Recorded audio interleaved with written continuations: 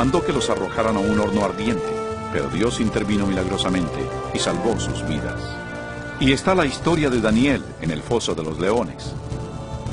Recuerdan al rey de Persia que emitió una ley para que se le adorara solo a él y a ningún otro dios durante 30 días.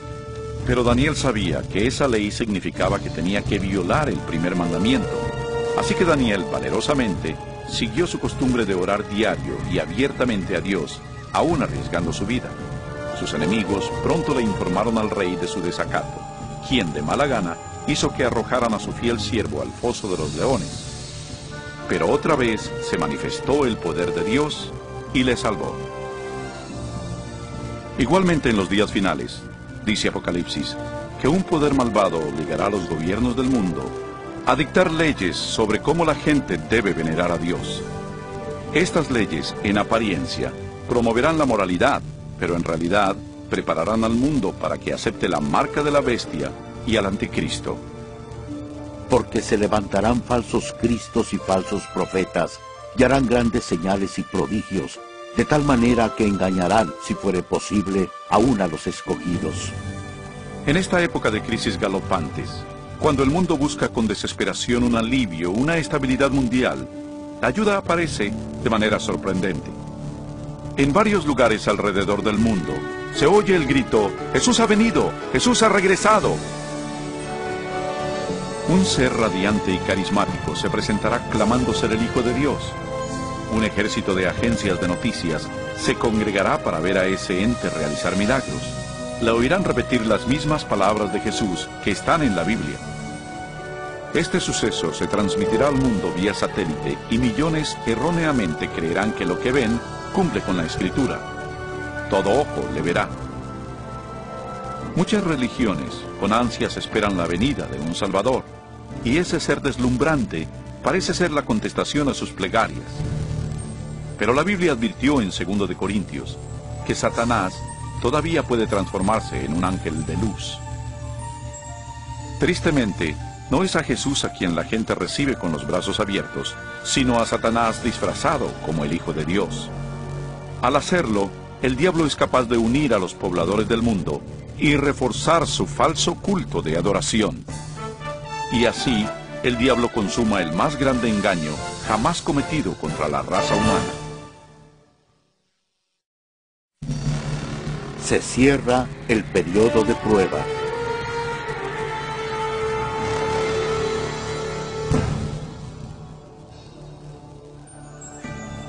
Los engaños de Satanás son una poderosa fuerza motivadora en el mundo. La mayoría de los líderes espirituales aceptan al gran impostor, así como al falso culto que promueve. Se multiplicarán las calamidades, y los líderes de la iglesia creerán que no hay tiempo que perder, y que hay que adherirse a las doctrinas de ese falso Mesías. Aquí está la perseverancia de los santos, los que guardan los mandamientos de Dios y la fe de Jesús. No todos son engañados. Unos cuantos se dan cuenta de que la Biblia advirtió sobre esa mentira, y saben que la finalidad de ese falso Mesías es alejar al pueblo de los mandamientos de Dios. Pero esa no es la primera vez que Satanás se aparece como un ángel de luz. Cuando Cristo fue tentado en el desierto, Satanás llegó disfrazado como un glorioso mensajero de Dios. Pero reveló su verdadera identidad cuando tentó a Jesús a desobedecer la palabra de Dios. Así que otra vez, usando tácticas similares, el diablo trata de engañar al mundo para que quebrante la ley de Dios. Ninguno puede servir a dos señores, porque odiará al uno y amará al otro, o estimará al uno y menospreciará al otro. El mundo está siendo llevado a una época de decisión.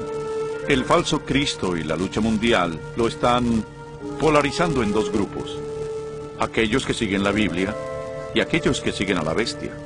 La ansiedad llena el corazón de las personas, y la religión es el tópico supremo en todas las mentes. En las entrevistas de radio y televisión y en los debates en las cortes, los seguidores de Dios son llevados ante los líderes del mundo, donde con elocuencia dan las razones bíblicas de su oposición a las falsas doctrinas que les imponen a las masas. los mandamientos y el culto verdadero son el centro de cada debate. Movidos por el Espíritu Santo y los apremiantes razonamientos bíblicos de los siervos de Dios, miles abandonan sus iglesias sin vida y toman su lugar con los impopulares, pero verdaderos seguidores de Jesús. La pregunta, ¿obedecer a Dios o al hombre? ¿La tradición popular o la Escritura? Polariza al mundo en uno de dos grupos. En un lado, aquellos que reciben el sello de Dios, y en el otro, los que reciben la marca de la bestia. El que es injusto, sea injusto todavía. El que es impuro, sea impuro todavía. El que es justo, practique la justicia todavía. Y el que es santo, santifíquese más todavía. Este texto en Apocalipsis nos anticipa el suceso siguiente, cuando cada hombre, mujer y niño tomará su decisión final por o contra Cristo. Al lado de Dios estarán los que siguieron fieles a su palabra, a pesar de la intensa oposición. En el otro estarán aquellos que abrazaron la religión del hombre. Igual que fue sellada la puerta del arca de Noé antes del diluvio, la puerta de la misericordia se cerrará para el mundo y la gracia de Dios no caerá sobre el perdido. La segunda venida de Cristo es inminente, pero antes, el mundo experimentará la más devastadora serie de plagas que hayan caído sobre la humanidad. Entonces oí desde el templo una gran voz que decía a los 7 ángeles: Id y derramad sobre la tierra las 7 copas de la ira de Dios. Fue el primero y derramó su copa sobre la tierra, y vino una úlcera maligna y pestilente sobre los hombres que tenían la marca de la bestia y que adoraban su imagen.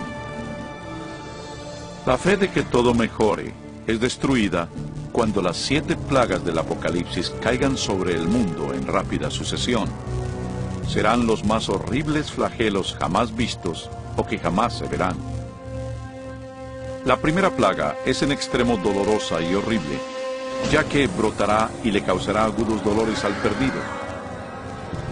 Rápidamente le seguirán 6 plagas más. Se convertirá en sangre el agua del mar y los ríos. El sol calcinará a los hombres con un calor intenso. Plaga tras plaga caerá, y el terror reinará en los pueblos del mundo víctimas del pánico. Durante esos días, algunos de los que se salvaron se refugiarán en sitios desolados y remotos y serán protegidos y abastecidos por los ángeles de Dios. Otros serán confinados en cárceles solitarias. Los olvidados por la humanidad no lo serán por Dios. Los que le sean fieles serán protegidos de las plagas, como los niños de Israel lo fueron durante las plagas de Egipto. Los creyentes pasarán por una época de temor y búsqueda del alma. Lo que predomina en sus mentes es una duda: ¿estamos bien con Dios? Por fin, hallan la paz mental al confiar en las promesas de Dios. Entonces el dragón se llenó de ira contra la mujer y se fue a hacer la guerra contra el resto de la descendencia de ella, contra los que guardan los mandamientos de Dios y tienen el testimonio de Jesucristo. Persuadido por el falso Cristo, el miserable perdido cree que su única esperanza de evadir las plagas es eliminando a quienes se les oponen. Así que toman la decisión de ir a buscar y exterminar en un día al pueblo de Dios que firmemente apoya las Escrituras.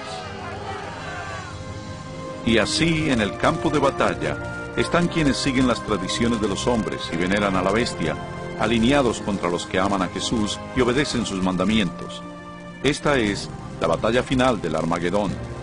Un mundo maligno le ha colmado a Dios la paciencia, y ahora Dios rescatará a sus hijos fieles.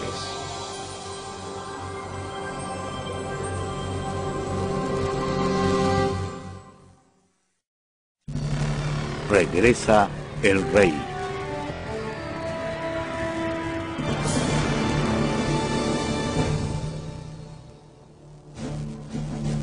Y a la medianoche se oyó un clamor: «Aquí viene el novio, salid a recibirlo».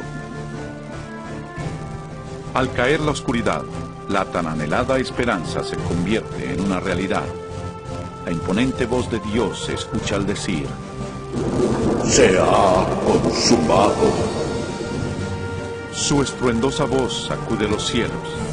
Entonces hay un poderoso terremoto que anuncia que se aproxima una enorme flota celestial.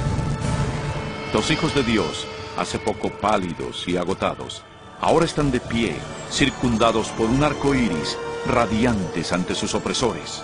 Sus rostros resplandecen porque saben que su Redentor y su gran ejército de ángeles los llevarán a su hogar. He aquí que viene con las nubes. Todo ojo lo verá, y los que le traspasaron, y todos los linajes de la tierra se lamentarán por causa de él. No es un éxtasis secreto, como pudo haber oído.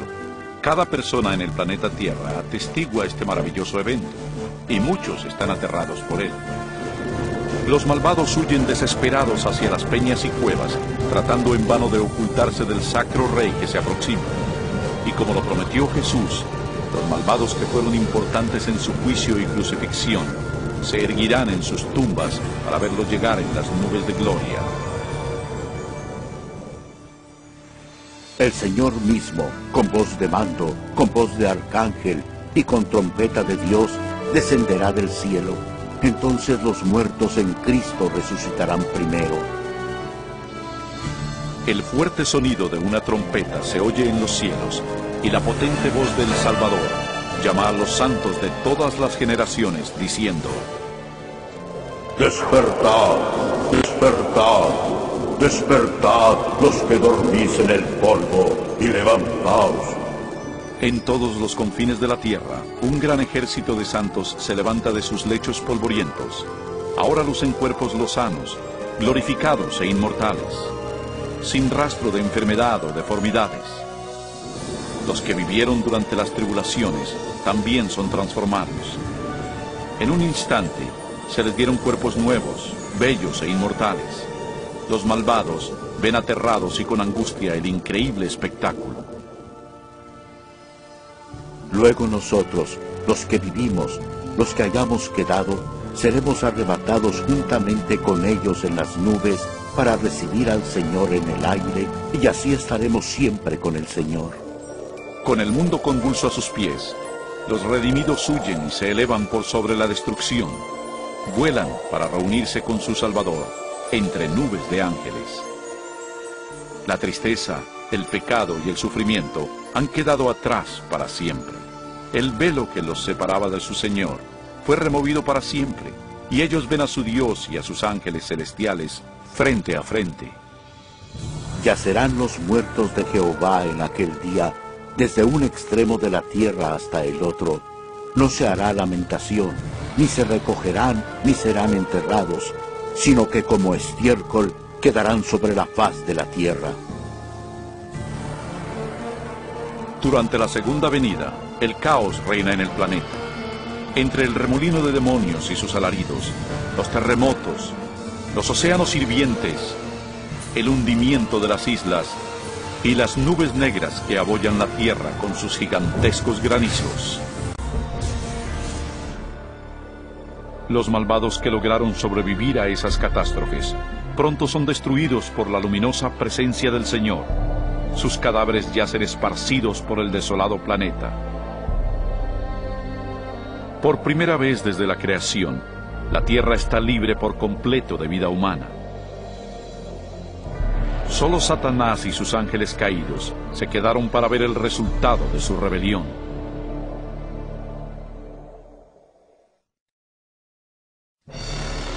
Milenio.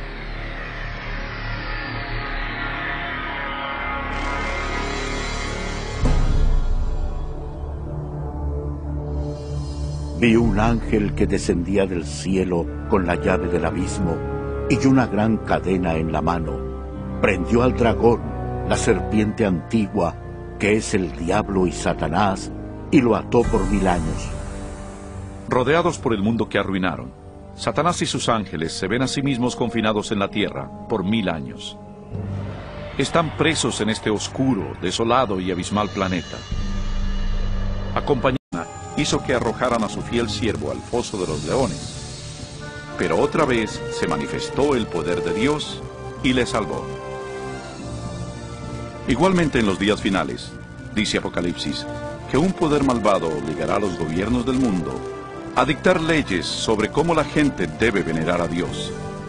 Estas leyes, en apariencia, promoverán la moralidad, pero en realidad prepararán al mundo para que acepte la marca de la bestia y al anticristo.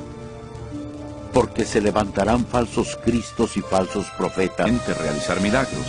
Le oirán repetir las mismas palabras de Jesús que están en la Biblia. Este suceso se transmitirá al mundo vía satélite y millones erróneamente creerán que lo que ven cumple con la Escritura. Todo ojo le verá. Muchas religiones con ansias esperan la venida de un Salvador, y ese ser deslumbrante parece ser la contestación a sus plegarias. Pero la Biblia advirtió en 2 de Corintios que Satanás todavía puede transformarse en un ángel de luz. Tristemente, no es a Jesús a quien la gente recibe con los brazos abiertos, sino a Satanás disfrazado como el Hijo de Dios. Al hacerlo, el diablo es capaz de unir a los pobladores del mundo y reforzar su falso culto de adoración. Y así, el diablo consuma el más grande engaño jamás cometido contra la raza humana. Se cierra el periodo de prueba.